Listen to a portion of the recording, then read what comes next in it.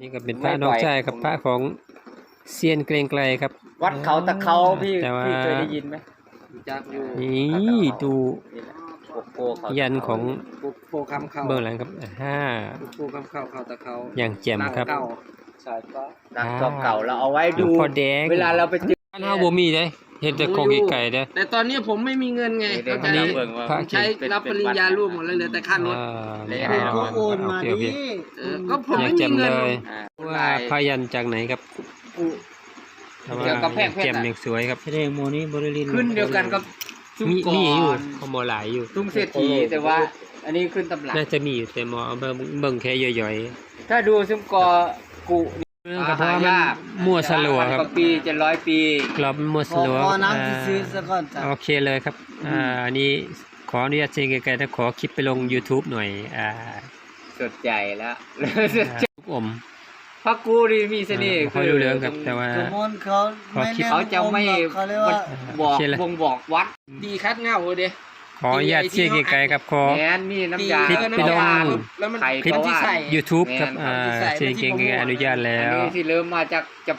ข่าว จิเกนสองหางบ่ แต่อัน มันเบิ่งเพื่อนเด้ เพิ่น ถ้าคนบ่เข้าใจนี่สิ ครับ อา เงียบไปก่อน ตัวบอกไป แจ่มเลย ยกแล้วมันบอกฮอดใครแล้ว มาปุ๊บ ไปดูป้าแท้มันสนุก เป็นพุทธจัตโต ระ นะ ดับ มันน่ะบิน เตี้ย ของสะ เก็ ส บ ม เอา เซี เป็ ย น น องค์คู่นะอายเขาบริ เรียง สี ไกล แต่ว่า ครับ ต้อง เพ ส ราะ มบูรณ์ ว่า นะ อันนี้เพิ่นอนุญาตให้ เอา ถ่ายคลิปได้ ไอ้เคยเห็นเท่านึงเราเป็นเราแขวน อ เป็น ย่าง ผู้ แจ่ม จัด เล การ ย เนื้อถ้าเบื้องเนื้อนี้ก็เบื้องมันกลางก่อน พระองค์นี้คุ้นๆค ส รับ วยงาม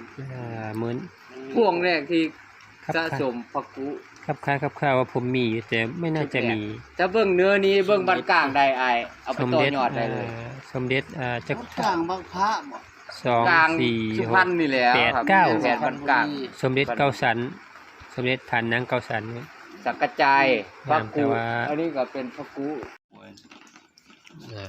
ส่วนมากที่เห็นแต่เนื้อ ต โล อน หะ นี้เสียไกลๆให้เสติ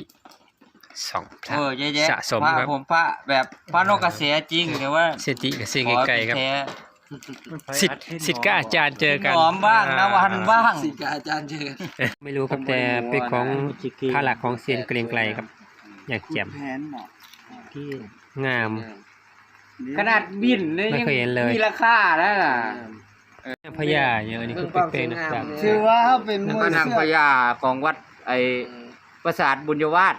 อ๋อผมไม่รู้เรื่องเลย นางพญาเนี่ยของวัดปราสาท แต่ ปี ว่า 06 เขาบอกว่าเป็นพระหลักของเขาครับ เป็นชุดผ้า แต่ ผ ว่า งผมจะแยกไอ้จัดผมจะแยกเป็นชุดผ้าผง นี่ เล พระ ย หลักของเซียนเกรียงไกรครับสะสมของเซียนเกรียงไกรครับ พอเขาตัดมันเป็นผ้ากู เขายังไม่ปล่อยครับ แล้วก็มา ก็ ตั ให้ ด มันตัด ส่องเฉยๆครับ มันงาม งามมีเสน่ห์ของผ้าปู ก็น้องได้เบิ่ง อย่างแจ่ม กองดี